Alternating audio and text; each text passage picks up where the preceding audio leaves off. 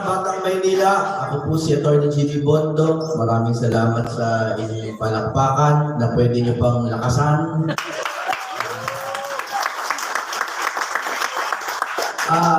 Alam niyo po yung napangasawa ko, no, hinikwento ko din sa likod kanina mga taga District 1. Yung napangasawa ko nung February 2 lang, taga District 1 yun sa Wanlu na yun. Kaklase ko yun sa law school kasi niligawan ako. Pinagbigyan ko na. Taga yan, gagalangin. Ang PDP laban, wala na akong plastikan. Duterte yan. Kaya kung meron mga kontra kay Duterte, mahirapan kayo iboto kami. Ang PDP laban, Duterte. At ang Duterte po, may mga best of the Duterte principles. Ano ba naalala niyo po sa mga Duterte principles? Anti-corruption, anti-criminality, anti-drugs. Tatlo lang. Magtalo kayo tungkol sa ICC, magtalo kayo tungkol sa ekonomiya, tatlo lang yan. Anti-corruption, anti-criminality, anti-drugs. Napakasimple, di ba? Kami po, ang focus ko, kasi siyempre si Pato, anti-criminality yan. Anti-drugs, di ba? Kami po, marami sa amin abogado, anti-corruption, ang talagang tinututukan namin. Okay. Aaminin ko po sa inyo, nagbago ng konti ang plataforma ko. Tao lang naman ako. Noong una, yung anti-corruption, tinitingnan ko pa kung ano kaya yung magandang pwedeng gawing bureaucracia para sumpuin ng korupsyon. Anong klaseng ahensya ang kailangan gawin? Tama? Pero nung nakita ko po yung 2025 budget, naliwanagan na ang buong bayan na ang ugat ng korupsyon ay ang budget. Wala na pong iba. Wala na pong ibang problema ang bayan na to kundi ang budget. Alam ko po, sasabihin nyo, hindi yung inflation problema natin. Budget. Hindi kasi yung mga confidential pa. Budget. Paano yung West Philippines? Budget. Biniwasan na ng 15 billion yung AFP modernization lang. Nasa gitna tayo ng gera, babawasan mo ang budget ng AFP modernization. Budget. Saan po nilagay yung budget? Alam niyo naman, di ba? Sa ayuda. Sa ayuda po nilagay. Okay. So ano po ang problema natin? Napakadami. Gutom, inflation, di ba? Peace and order.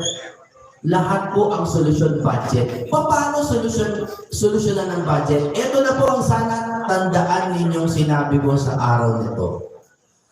Ang eleksyon ang solusyon. Ang eleksyon ang solusyon. Kasi po, yung budget, paramihan lang talaga sila dyan. Paramihan ang boboto. Kung ang oligarkiya po ang nakaupo doon sa Kamara de Representante at sa Senado, kanino po papabor ang budget? Di siyempre sa oligarkiya din. Isang huling kwento po, noong Lunes, nagpunta po kami sa Ombudsman. At ako po ay co-complainant ni Speaker Pantaleon Alvarez. Kami po ay naghain ng reklamo laban kay Speaker Martin Romualdez. Naghain po kami ng graft and corruption case at falsification of legislative documents. Diba? Nakakalito po ba? Nalilito ba kayo sa sinasabi ko? Baka ako boring kasi technical nga, kasi nga from a legal point of view, ganun po tayo niloloko. Ano po ba nangyari sa 2025 budget? Sa madaling sabi, hindi dumaan sa tamang proseso ang budget natin. Sino po ba mga abogado dito? May mga abogado po ba? Kasi dun sa likod, may panyero akong nakilala At sa lokal po, alam niyo naman po kung paano pinapasa ang budget. Ang problema po natin, yung mga Yung budget na ginawa ngayon, puro blanco. Nabalitaan niyo ba yung mga blanco? Yes. Okay. May blanco. At may nagpuno. Hinahanap natin kung sino yung nagpuno. At ayon po sa mga legal principles, ang nakikita lang po natin ang posibleng nagpuno niya ay yung mga nakaupo. Binago po nila yung mga merong budget, tinanggal nila, siniro nila, blanco, at sila ang naglagay. Ito po ang baka hindi nyo alam, ha? Bago po kayo antukin, dahil napaka-technical ng budget, pero kailangan ko po kayo kausapin ng diretsyo. Ano po ba yung mga dinagdag bawas nila? Anong mga departamento? Dalawa lang po yung main. Department of Agriculture, tsaka National Irrigation.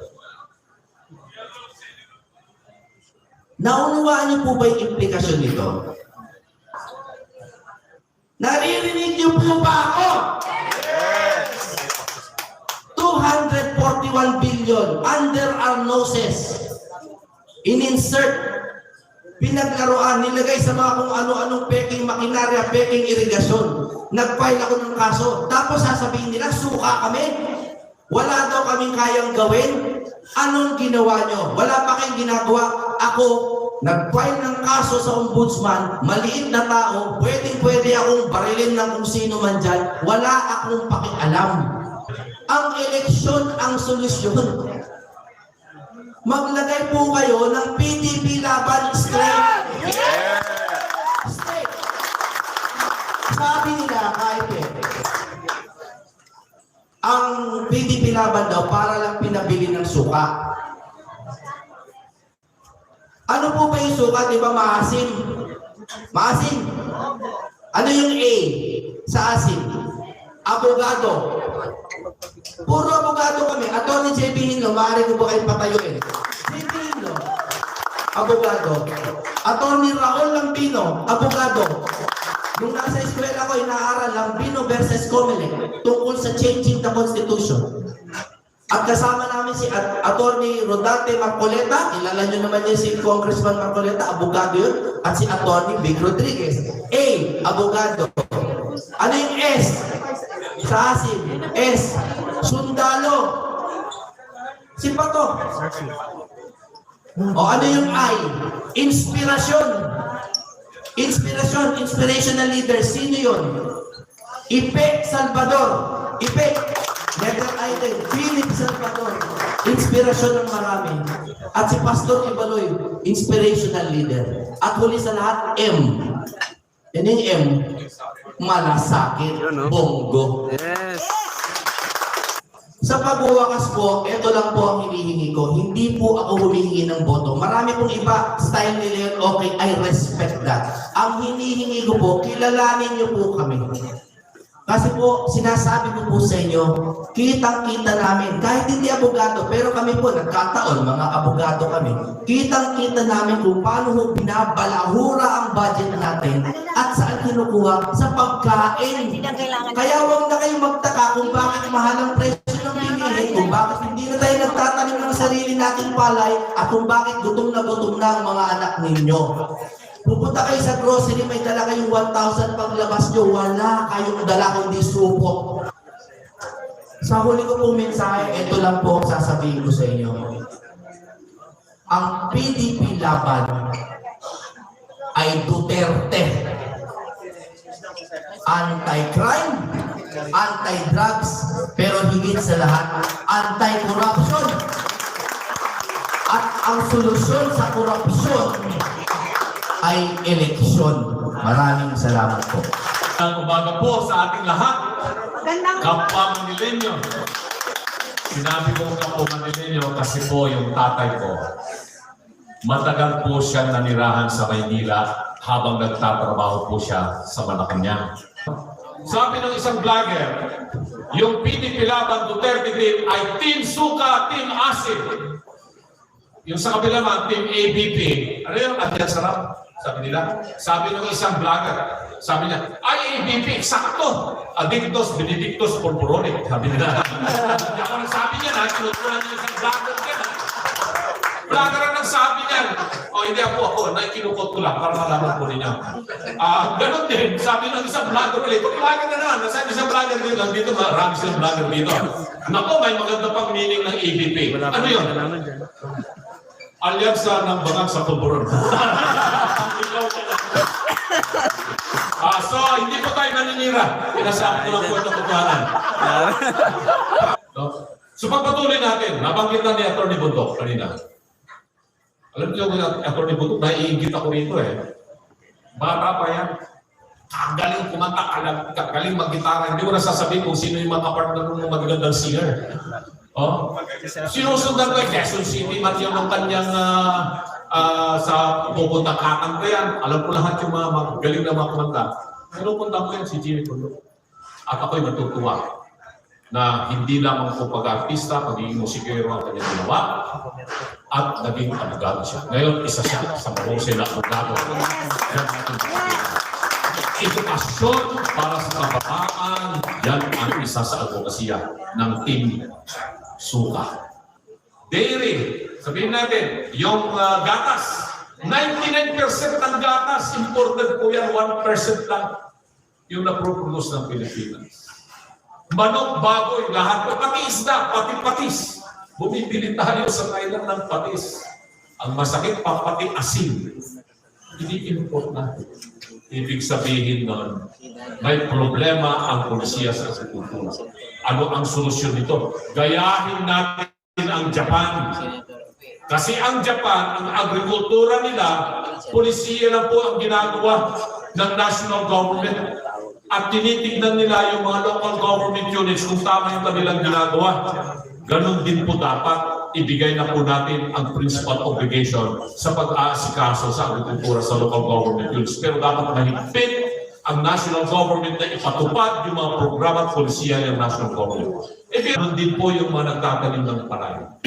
Kulang sa patubig, kulang sa abono, kulang sa suporta sa finansya.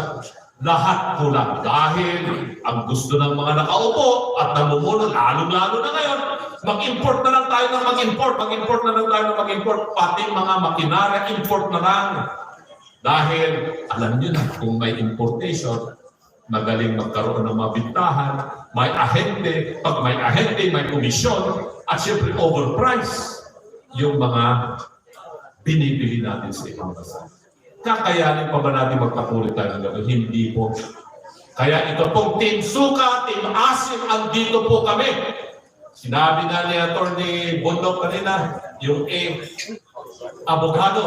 Sasabihin ko po sa inyo, yung A, agrikultura, ang aking paunahing adhikain. Yan din po ang isusulong ng PDP laban ng Team Suka. Mamaya na yung security, di-discuss na po yan ni General Bato. Yung I, investment, tayo na po yan. Ng ating mga, yan si Atty. Hindok, ang galing po niyan. Nag-iisang Ilonggo.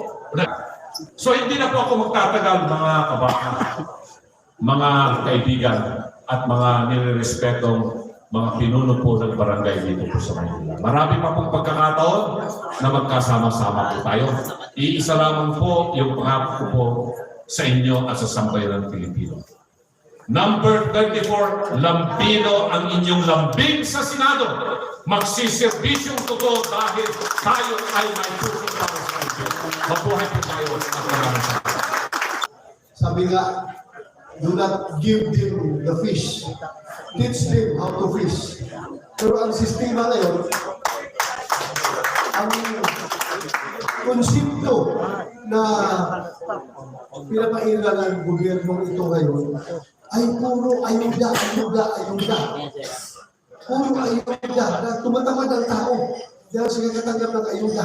Maghihintay na lang kung kailan magbigay ng ayuda.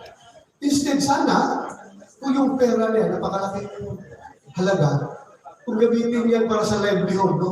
Suportahan ka kayo ng cattle dispersers lang, suportahan yung mga mananagat, suportahan yung mga isda, suportahan yung mga magsasaka, yung dignidad ng Pilipino ay tataas.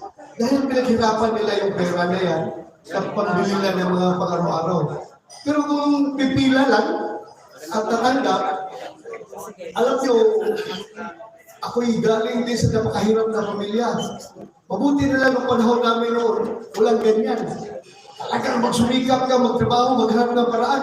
Magbinta ka ng sungka, magbinta ka ng maruya, magbinta ka ng bibingka, biko, para lang maka-income. Hindi ko po ikinagakahiyan mo yung kamay ko ay may bahid ng dugo. Basta yung dugo na bahid sa aking kamay ay dugo na nanggagaling sa masasamang tao.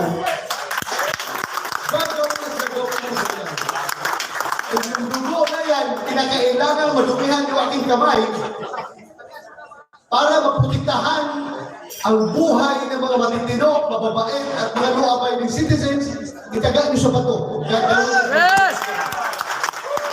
Pero sige lang. Kaya ako'y nakikiusap sa inyo na sana kung ako makabalik, talaga siguruhin ko na ibalik ko yung pag-file ng aking proposed mission, yung pagbabalik ng death penalty sa mga high-ranking. Yes! Ako, itong buong team namin ay tulungan ninyong makalusot. Sigurado ako, susuportahan nila ako na mapalusot na itong batas nito. Bakit ako insisting dito? Dahil kahit na very controversial ito. Controversial in the sense na maraming gulong. Alam mo na, ayaw nila ng death penalty dahil daw ang nabibitay daw ay yung mga mahirap lamang. Kalukuhan yan. Very clear itong batas na ito. Death penalty for high-level drug traffickers. Hindi po kasama dito yung street level ng mga pusit. Yung mga maliliit na pusit sa kalsada, hindi po kasama dito. Yung malalaki lang na drug traffickers. Dahil personal experience ko po. Alam ba ninyo, sir, kung bakit kami insisting mag-traffic ng drugs dito sa Pilipinas at hindi doon sa ibang bansa like China, Malaysia, Indonesia o Singapore? Dahil kung doon kami mag-traffic, kahit na malaki ang market doon kami mag-traffic, siguradong bitay kami doon. Samantalang dito sa Pilipinas, wala kayong death penalty. Kahit na mahuli kami, makulong kami, makonbikto kami, tuloy pa rin yung papatakbo namin sa aming drug business sa labas ng Pilipinas. Tuloy pa rin dahil hindi na kami takot na mahuli dahil nakakulungan kami. Hindi na kami takot na makasuhan dahil diktado na kami. O diktado pa kami dito sa loob. So ganun po, whereas kung pinagbibitay na natin yung mga buwakan ng mga drug lord na yan, sino pa magpapatuloy sa kanilang drug business? Kaya basta, maraming salamat ha.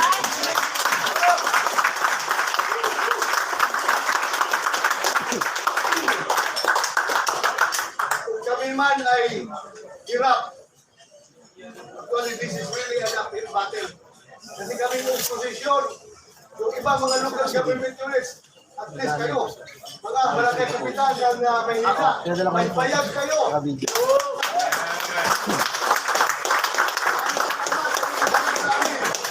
Yung iba talaga, sabihan sa lang, sir, nakita dito sa aming lugar, sir, baka mapadyan kami sa Malacanang, sir, maawa ka sa amin.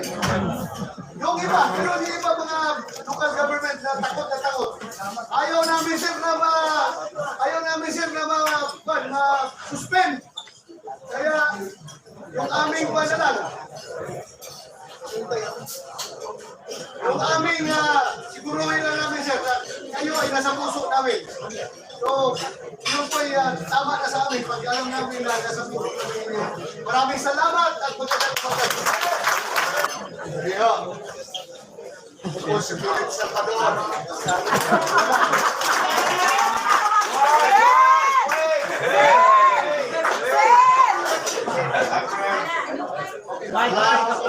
Wala akong mikropono, pero meron pa rin ako natitirang boses. Nanginig, di ba ako dyan sa likuran?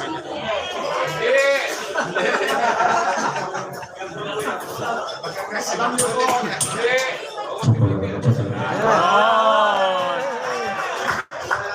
may bonus ka sa akin, mga. Kami po ang team na makikita nyo may eleksyon o wala.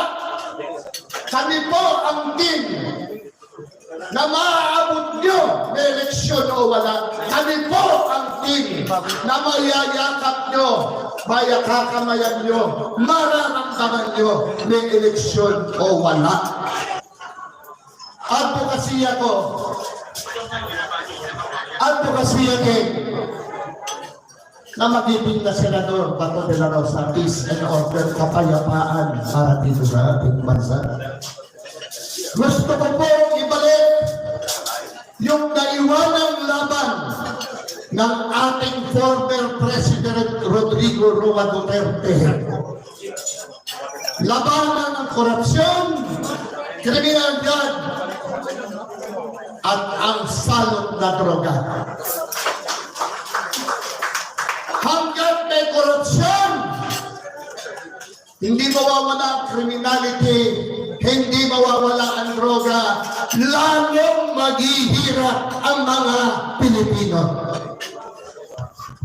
Yan po ba gusto niyong magtuloy-tuloy? Yes! Tinatanong ko ang mga barangay chairman, barangay captain, yan po ba ang paghihirap ng mga Pilipino ay gusto niyong magtuloy-tuloy? O gusto niyong mabago? Yes, mabago! Ano po ang inyong nasa inyong mga puso? Kami po ang team suka PDP laban. Pero kami po yung team na maaasahan nyo. Hindi ho yung pupulangin kayo sa ayuda. Ponyetang ayuda yan. Ginagawang tamad ng mga Pilipino. Walang tamad ng Pilipino.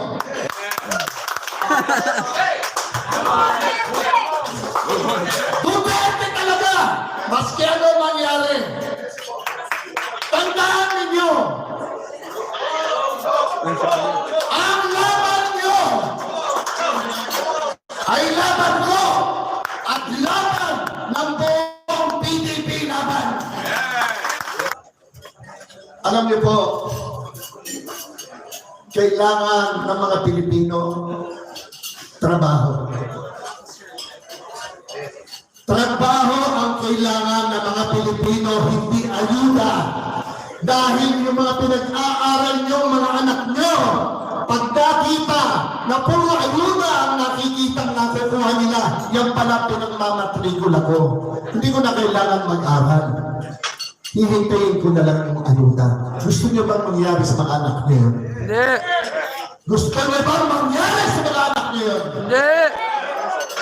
Ako kahit kailan, hindi ko matatanggap yan.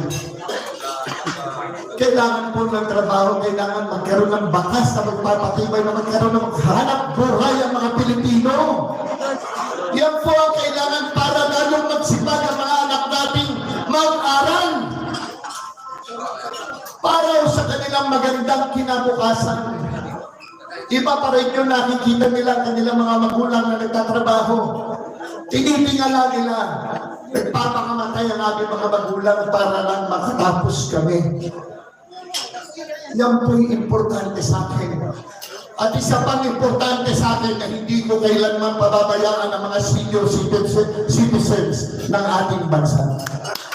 Alam ko, meron kayong mga senior citizens na inaalagaan sa inyong mga tahanan.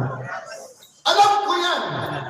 Alam ko, iginagapan yung maihahon sa kahirapan ng inyong mga pamilya.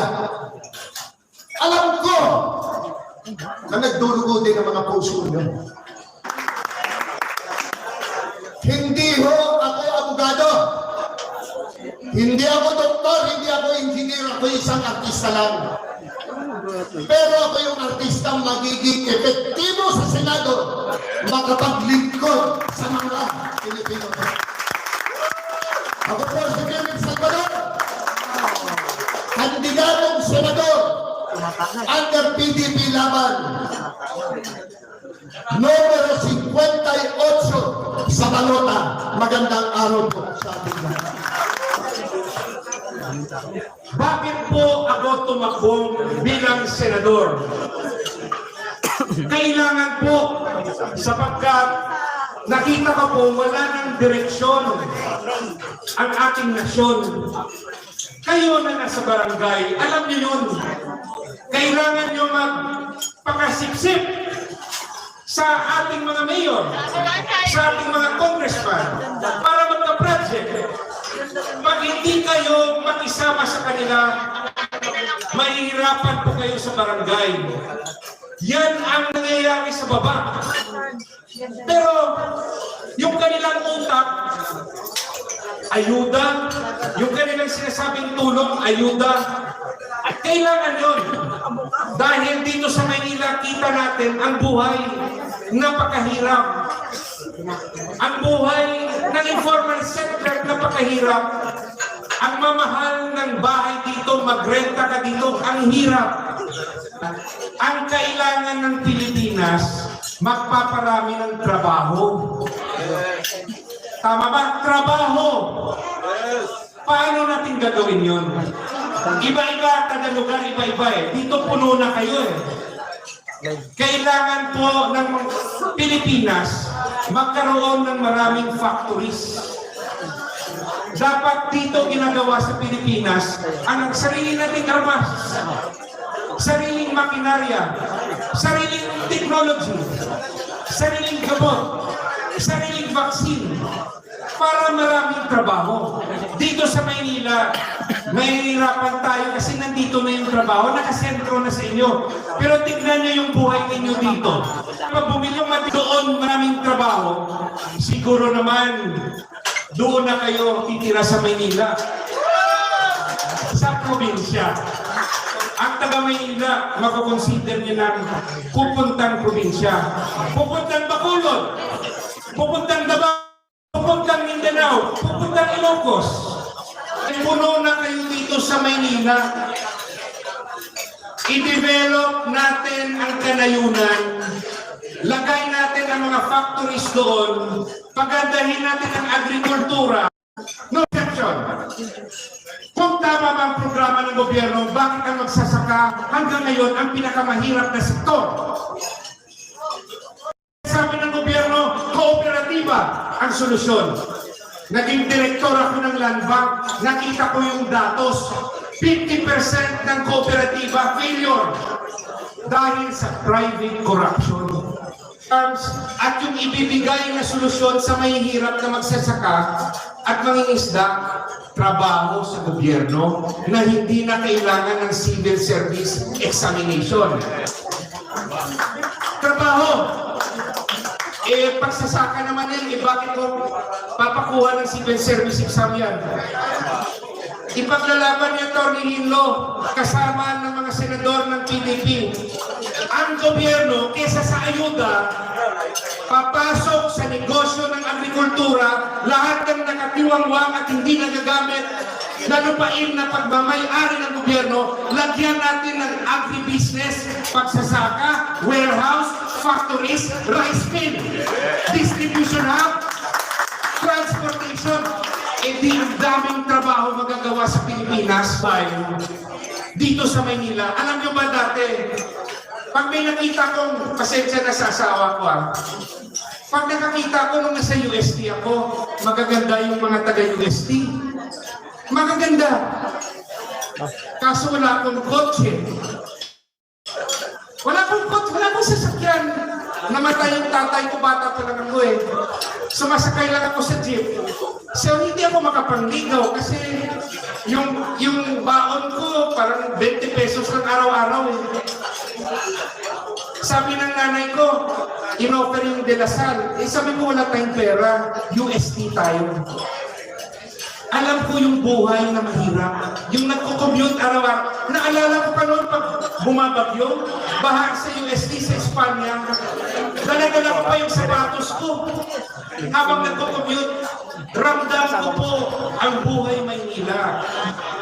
Ngayon Maynila, kilala nyo na ba ang ka-Maynila nyo, Atty. J.P. Hinlo? Salamat, Maynila. Yung pangatlong programa ni Atty. Attorney Hino, dapat ang ating edukasyon mareforma. Edukasyon. Paano natin i-reforma? I-introduce natin ang subject Philippine Patriotism and Ethics Studies from grade 1 to college. Sa mga kaedad ko, naalala ko noon, GMRC, Good Manners and Right Conduct na subject. Bakit tinanggal ng gobyerno? Hindi ko maintindihan. Sa ngayon ba ang values ng kabataan magpayaman na lang? Baguhin natin. Kailangan ituro natin sa ating kabataan ang right values. Grade 1, love of family.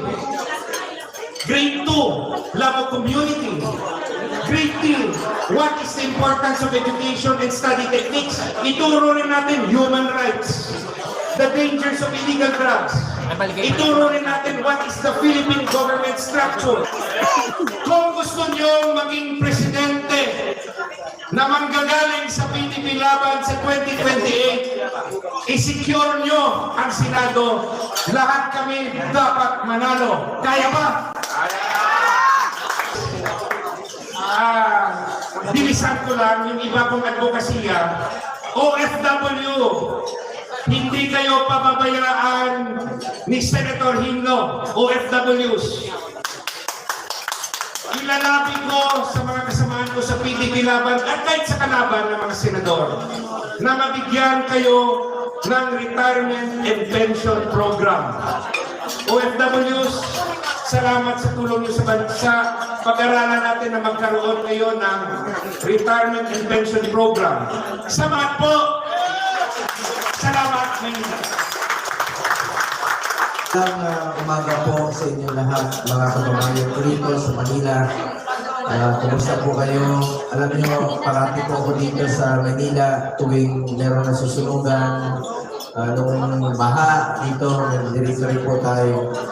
At kanina, mga kapitan, maraming lumapit. Papasalamat sa mga tulong, sa mga programa, sa Malasakit Center, sa iba pang mga tulong, no, yung mga ambulansya. Sabi ko, huwag mo kayo magpasalamat sa akin. Sa totoo lang po, ako nga ang dapat magpasalamat sa inyo dahil ako po ay isang probinsyano lamang na binigyan niyo po ng pagkakataon na makapagserbisyo po sa inyo. Maraming salamat po sa inyo. Gusto ko lang po mag-report sa inyo bilang inyong senador kung ano na po mga trabaho nagawa natin sa Senado. I authored 16 laws. I principally sponsored 82 laws, including 80 laws for the establishment and upgrade of public hospitals. Ang makikinabang dito yung mga mahirap nating kababayan.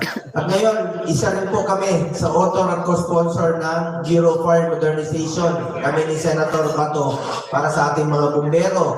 At ako po isa sa una na nagsulong ng Department of Migrant Workers para po ito sa mga OFWs natin. Noon, wala pang gusto niyan. Ako lang mag-isa. Tinulungan ako ni Senator Bato, ni Senator Joel, na isa patas po siya. Meron na tayong departamento sa ating mga modern day heroes. At I co-authored and co-sponsored 185 laws. Bilang chairman ng Committee on Health, tatlo po ang aking naging prioridad. Malasakit centers, super health centers, at regional specialty centers. Malasakit center, meron kayong 4 na malasakit center sa Maynila, PGH, Tondo, Jose Reyes, at sa Pabella. Pangalawa, super health center. Iba rin po ito sa Malasakit Center. It's a medium type of a polyclinic. Pwede magkakaroon po ng mahigit 700 na super health center sa buong Pilipinas. Pangatlong prioridad ko po, Regional Specialty Center. Batas na po ito sa tulong ni Senator Bato de la Rosa. Isa po siya sa author at co-author at co-sponsor. Ano po ito? Di ba ang heart center nasa Quezon City? Di ba ang kidney center nasa Quezon City, NKTI? Ngayon po ilalagay na sa ating mga probinsya, sa mga selected UAS hospital. Regional Specialty Center. Salamat po. Bilang chairman po ng Committee on Sports, ayaw ko pong masayang ang inumpisahan ni former President Duterte na labanan po ang kriminalidad at ang illegal na droga. Mr. Epektibo. Ayan, mga kasamahan ko, Atty. Vic Rodriguez, si Atty. Raul Lambino, Congressman Marcoleta, classmate ko po sa Commission on Appointments po. Tulungan po natin. Mas marami po PDP na mananalo, mas marami po makakatulong po sa ating mga kababayan. Hindi lang sa kapartido natin, kundi sa sambayan ng Pilipino. Maraming salamat po sa inyo lahat, mga kababayan ko. Ulitin ko, bukas po ang aking opisina para sa inyo lahat. Sa mga kapitan naman, suportado ko po kayo. Yung postponement ninyo, sinuportahan natin 2 times. At ngayon naman po, isa po ako sa author ng ito pong Senate Bill 2802. Ito pong pagpapalawak pa ng inyong serbisyo. Basta kung anong gusto ninyo, doon po ako. Dahil alam ko, ang trabaho ng kapitan, ako po yung galing rin sa baba. Alam niyo, yung mayor pa po sumiyaw ng ganda ng Davao. Umaga pa lang, kapitan ang harap ko. Hanggang pag-uwi ko sa gabi, ang kapitan kong dyan sa hagdanan. Kayo po yung medala sa lahat ng serbisyo, basic services. So maraming salamat, pakiusap ko lang po. Tulungan po natin ang mga kasamahan namin sa partido po ng PDP namin. Ulitin ko, ang kapanalunan po ng PDP Laban ay kapanalunan po ng bawat Pilipino. Mabuhay po ang PDP Laban.